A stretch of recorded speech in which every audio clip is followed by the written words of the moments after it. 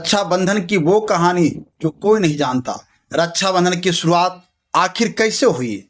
क्या आप जानते हैं कि भाई बहन के पवित्र प्रेम और रक्षा के इस त्योहार के पीछे भगवान विष्णु, माता लक्ष्मी और असुर सम्राट बलि से जुड़ी एक अद्भुत कथा है। एक समय ऐसा भी आया था जब वैकुंठ के स्वामी भगवान विष्णु स्वयं एक असुर राजा के द्वारपाल बनकर रहने लगे थे। माता लक्ष्मी अपने पति को वापस लाने के लिए चिंतित थी, लेकिन उन्हें पता था कि बलि को केवल शक्ति से नहीं बल्कि प्रेम और रिश्ते के बंधन से जीता जा सकता है। आखिर माता लक्ष्मी ने ऐसा क्या किया कि राजा बलि ने स्वयं भगवान विष्णु को उनके साथ जाने की अनुमति दे दी? और इससे रक्षाबंधन की शुरुआत कैसे जुड़ी? साथ ही भगवान वामन ने राजा बलि से केवल 3 पग भूमि ही क्यों मांगी और शुक्राचार्य को रोकने के लिए किस वस्तु का प्रयोग किया? इस पूरी कथा में भक्ति, वचन, अहंकार, त्याग, भाई और बहन के पवित्र रिश्ते का अद्भुत रहस्य छिपा है। इसलिए इस कहानी को अंत तक जरूर सुनिएगा, क्योंकि आखिर में आपसे इसी कथा से जुड़ा एक रोचक सवाल पूछा जाएगा। क्या आपने कभी सोचा है कि वैकुंठ के स्वामी, सृष्टि के पालक भगवान विष्णु अपने ही धाम को छोड़कर एक असुर राजा के द्वारपाल क्यों बने? यह कहानी सिर्फ एक अवतार की नहीं है, यह कहानी है एक वचन की, एक लीला की और उस भक्ति की जिसने स्वयं भगवान को भी एक बंधन में बांध लिया था। यह कहानी उस रहस्य से शुरू होती है जब माता लक्ष्मी ने अपने ही पति को वैकुंठ में नहीं पाया। वैकुंठ जहां आनंद की धारा बहती थी, आज वहां एक अजीब सा सन्नाटा पसरा था। ब्राह्मण के स्वामी अपने सिंहासन पर नहीं थे। माता लक्ष्मी का हृदय व्याकुल था। उन्हें पता था कि उनके प्रभु कहाँ हैं, लेकिन वह उनके वापस लाने में असमर्थ थी। तभी देवर्षि नारद बिना बजाते हुए वहां प्रवेश करते हैं और कहते हैं, नारायण नारायण माते, आपके मुख पर यह चिंता की लकीरें क्यों हैं? त्रिलोक में सब कुशल तो हैं? माता लक्ष्मी ने कहा, प्रभु कहाँ हैं? प्रणाम देवर्षि, क्या कुशल कहूँ? जिनके होने से ही सब कुशल होता है वही यहाँ नहीं है। मेरे स्वामी, मेरे नारायण पाताल लोक में है। नारद ने आचार्य से पूछा, पाताल लोक में पर क्यों माते? वहां तो असुर सम्राट बलि का शासन है। प्रभु वहां क्या कर रहे हैं? माता लक्ष्मी ने कहा, वही तो मेरे दुख का कारण है नारद। मेरे स्वामी राजा बलि के द्वारपाल बने हुए हैं। यह सुनकर नारद भी आश्चर्यचकित रह गए। उन्होंने कहा, यह तो असंभव है। देवों के रक्षक एक असुर के प्रहरी कैसे बने? माते, इस अनहोनी के पीछे की पूरी कथा क्या है? माता लक्ष्मी ने कहा, यह कथा शुरू होती है एक भक्त के अहंकार से, एक गुरु की चतुराई से और मेरे प्रभु की अद्भुत लीला से। लेकिन इस कथा में एक ऐसी वस्तु का भी प्रयोग हुआ था जो शुक्राचार्य की सबसे बड़ी गलती बन गई। वह वस्तु क्या थी? इसका उत्तर हम कहानी के अंत में आपसे पूछेंगे, इसलिए इस कथा को ध्यान से सुनिएगा। यह कहानी उस समय की है जब धरती पर एक ऐसा राजा था जिसके दान और पराक्रम के चर्चे देवलोक तक में होते थे। वह था प्रहलाद का पुत्र और असुर सम्राट बलि। बलि अपने दादा प्रहलाद की तरह ही भगवान विष्णु का भक्त था। वह भगवान को मानता था, उनकी पूजा करता था और जरूरतमंदों को दान देता था। लेकिन धीरे धीरे उसकी शक्ति और यश बढ़ने के साथ उसकी भक्ति में एक सूक्ष्म अहंकार भी आने लगा था। उसे अपनी शक्ति और दानवीरता पर इतना विश्वास हो गया था कि उसे लगने लगा था कि अब उसके सामने कोई भी शक्ति टिक नहीं सकती। एक दिन बलि ने अपने गुरु शुक्राचार्य से कहा, गुरुदेव, मेरी तपस्या और मेरे दान ने मुझे इंद्र से भी महान बना दिया है। स्वर्ग पर मेरा अधिकार होना चाहिए। अब केवल एक अंतिम अश्वमेघ यज्ञ शेष है। उसके पूर्ण होते ही मैं त्रिलोक का अस्थायी स्वामी बन जाऊंगा। शुक्राचार्य ने बलि को समझाते हुए कहा, बलि, तुम्हारी शक्ति असीमित है, इसमें कोई संदेश नहीं, लेकिन याद रखना, देवता अपनी शक्ति के साथ अपनी बुद्धि और माया के लिए भी जाने जाते हैं। तुम्हारे दादा प्रहलाद को स्वयं भगवान नारायण की कृपा प्राप्त थी और तुम्हारे वंश का विनाश भगवान नहीं करेंगे, लेकिन वह अपनी लीला से तुम्हें रोक सकते हैं। मुझे किसी अनिष्ट की आशंका हो रही है। बलि ने कहा, आप व्यर्थ चिंता करते हैं गुरुदेव। अगर स्वयं नारायण भी मेरे सामने याचक बनकर आ जाए तो मैं उन्हें भी खाली हाथ नहीं लौटाऊंगा। मेरा वचन ही मेरा धर्म है। यज्ञ की तैयारी शुरू कीजिए। बलि ने विशाल अश्वमेघ यज्ञ का आयोजन शुरू कर दिया। चारों ओर वैदिक मंत्रों की ध्वनि गूंजने लगी। दूर दूर से ऋषि, मुनि और विद्वान वहां पहुंचने लगे। राजा बलि खुले हाथों से दान दे रहा था। जो भी याचक उसके द्वार पर आता वह उसे खाली हाथ नहीं लौटाता था। इसी समय भगवान विष्णु ने बलि की परीक्षा लेने और देवताओं को उनका अधिकार वापस दिलाने के लिए वामन अवतार धारण किया। एक दिन बलि के यज्ञ में एक छोटा सा ब्राह्मण कुमार आया। उसके शरीर पर साधारण वस्त्र थे, हाथ में एक छाता और कमंडल था। वह देखने में छोटा था, लेकिन उसके मुखमंडल से ऐसा तेज निकल रहा था मानो स्वयं सूर्य धरती पर उतर आए। बलि के सेवक ने आकर कहा, महाराज, एक अद्भुत ब्राह्मण कुमार आपसे भिक्षा लेने आए हैं। उनका तेज देखकर लगता है जैसे स्वयं सूर्य धरती पर उतर आया हो। बलि ने कहा, मेरे यज्ञ के समय आया हुआ याचक मेरे लिए सौभाग्य की बात है। उसे सम्मान के साथ अंदर लाओ। वामन रूपी भगवान विष्णु धीरे धीरे चलकर बलि के सिंहासन के पास पहुंचे। उनकी शांत आंखों में ब्राह्मण की गहराई दिखाई दे रही थी। उनके एक हाथ में छाता था और दूसरे हाथ में पीतल से बना एक छोटा चमकता हुआ कमंडल था। बलि ने उनका सम्मान किया और कहा, हे ब्राह्मण कुमार, आपका इस जग में स्वागत है। मैं प्रहलाद का पुत्र और दान वीर बलि आपका अभिनंदन करता हूँ। मांगिए, आपको क्या चाहिए? सोना, चांदी, गाव, हाथी, घोड़े, जो भी आप मांगेंगे आज आपको दिया जाएगा। वामन भगवान ने शांत स्वर में कहा, राजन, मैं एक साधारण ब्राह्मण हूँ। मुझे धन दौलत का कोई लोभ नहीं है। मुझे तो बस अपनी साधना के लिए 3 पग भूमि चाहिए, जिसे मैं अपने इन छोटे पैरों से नाप सकूं। बलि ने आचार्य से कहा, 3 पग भूमि और वह भी इन नन्हे पैरों से? हे बालक, तुम तो मेरे दान का उपहास कर रहे हो। मैं तुम्हें पूरी पृथ्वी दान कर सकता हूं। कुछ ऐसा मांगो जो राजा बलि की शान के लायक हो। वामन भगवान ने कहा, राजन, संतोष में ही सच्चा सुख है। अधिक की लालसा कभी समाप्त नहीं होती। मुझे केवल 3 पग भूमि ही चाहिए।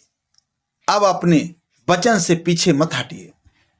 बलि ने उनकी बात स्वीकार करने का मन बना लिया, लेकिन उसी समय उसके गुरु शुक्राचार्य ने उस ब्राह्मण कुमार को ध्यान से देखा और उन्हें समझ आ गया कि यह कोई साधारण बालक नहीं है। उन्होंने बलि को चेतावनी देते हुए कहा, बलि, रुक जाओ, मेरी बात मानो। यह कोई साधारण बालक नहीं है। यह स्वयं भगवान विष्णु है। वह तुम्हारे पास छल से आए हैं। अगर तुमने इन्हें दान दे दिया तो यह तुम्हारा सब कुछ छीन लेंगे। इन्हें कुछ भी दान करने का संकल्प मत लो।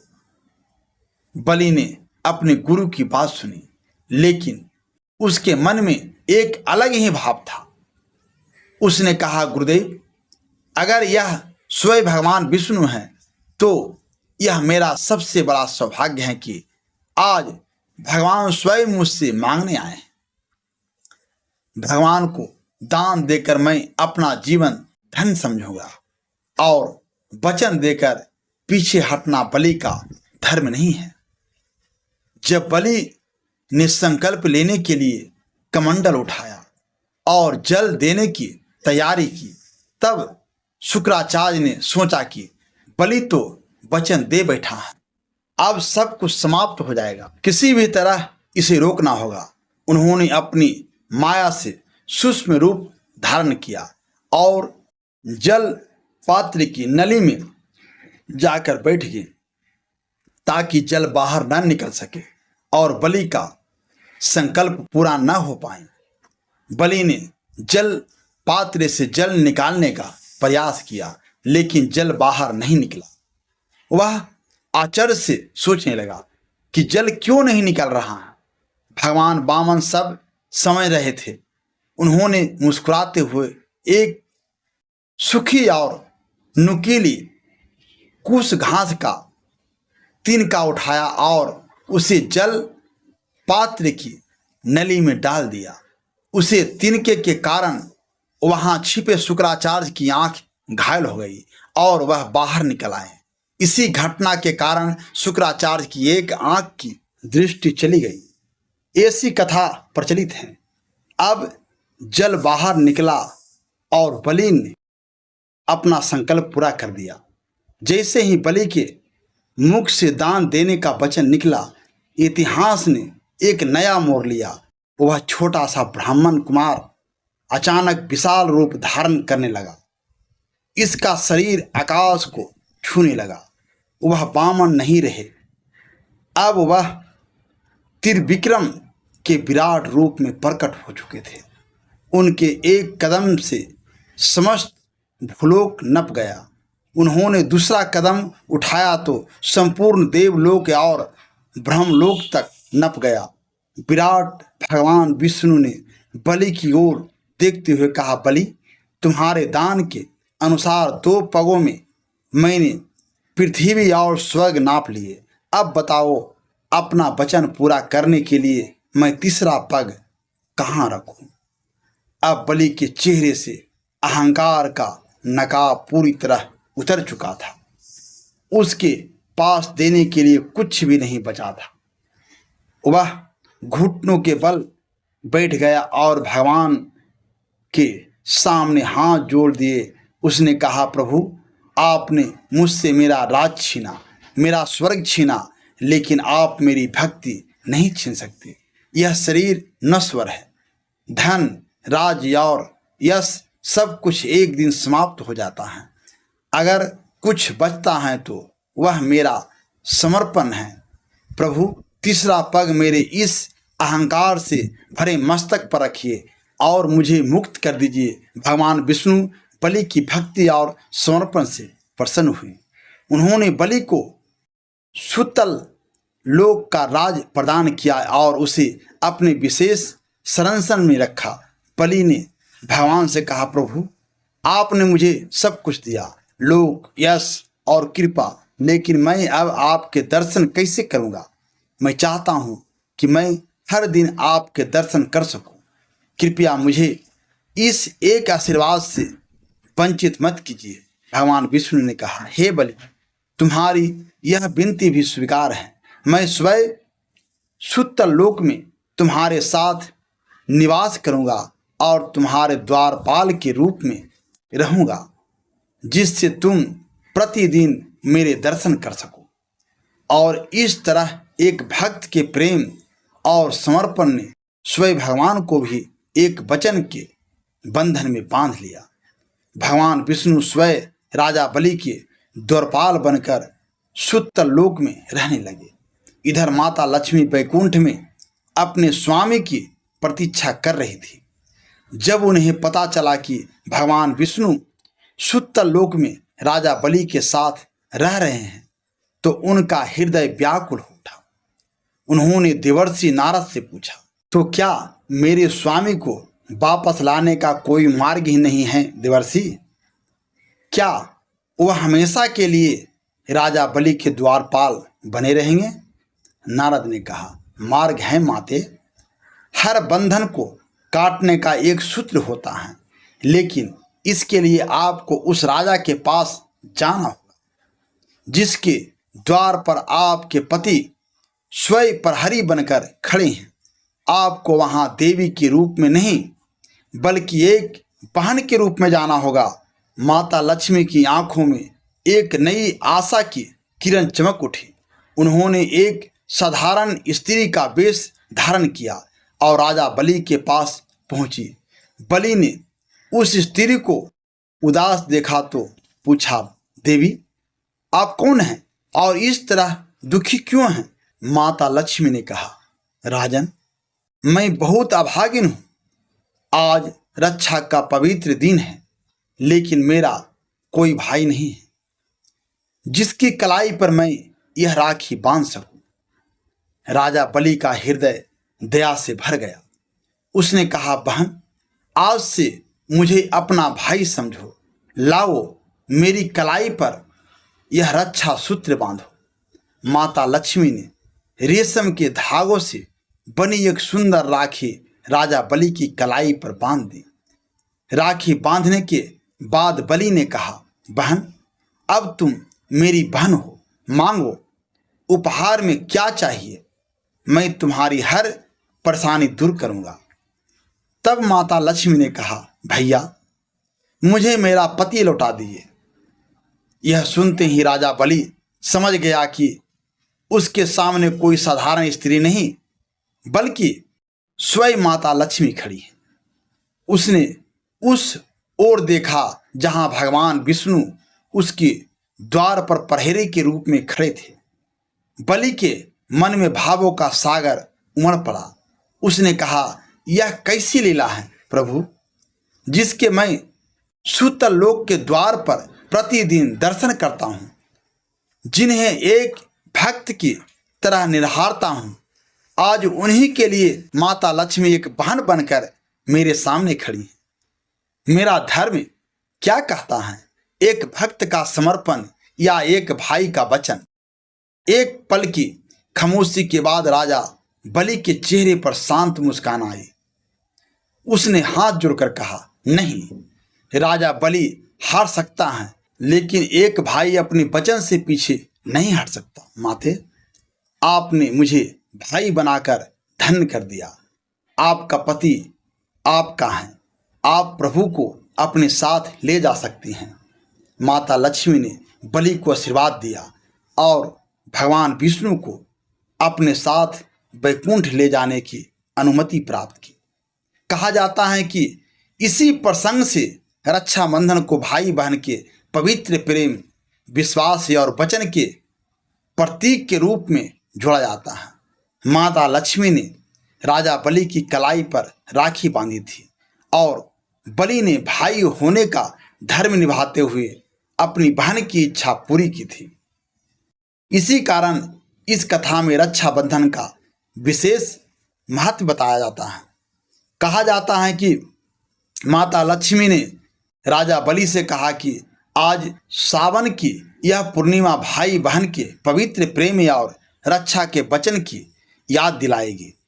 यह दिन रक्षाबंधन के नाम से जाना जाएगा और राखी केवल धागा नहीं बल्कि विश्वास, प्रेम और जिम्मेदारी का प्रतीक बनेगी। तो दोस्तों, आपने पूरी कहानी सुनी। अब समय है आपकी यादाश्त को परखने का। देखते हैं कि कितने लोग ने इस पूरी कथा को ध्यान से सुना है। मेरा सवाल है, जब शुक्राचार्य ने राजा बलि का संकल्प रोकने के लिए जल पात्र की नली में प्रवेश कर लिया था, तब भगवान वामन ने जल बाहर निकालने के लिए किस वस्तु का प्रयोग किया था? विकल्प हैं ए अपनी उंगली, बी एक पत्थर, सी कुछ घास का तिनका और डी एक स्वर्ण शलाका। सही उत्तर नीचे कमेंट में जरूर बताइए और बनिए इस कथा के क्विज चैंपियन। हो सकता है अगली कथा में लिया जाए आपका नाम। जैसे हनुमान जी ने भगवान राम की सहायता की थी, वैसे ही आप भी हमारी सहायता कर सकते हैं। अगर आप चाहते हैं कि हम हिंदू धर्म की प्यारी परंपराओं, धार्मिक कथाओं और सनातन संस्कृति से जुड़ी ऐसी ही रोचक कहानियाँ और भी लोगों तक पहुँचाएं तो एक लाइक ज़रूर कर देना। आपकी एक छोटी सी लाइक इस कहानी को और लोगों तक पहुंचाने में बहुत मदद करती हैं। कमेंट में जय श्री विष्णु नारायण नारायण या जय माता लक्ष्मी जरूर लिखिए और ऐसी ही नई नई धार्मिक, पौराणिक और ज्ञानवर्धक कहानियाँ सुनने के लिए एसपी हिंदी कहानी चैनल को अभी तुरंत सब्सक्राइब करें।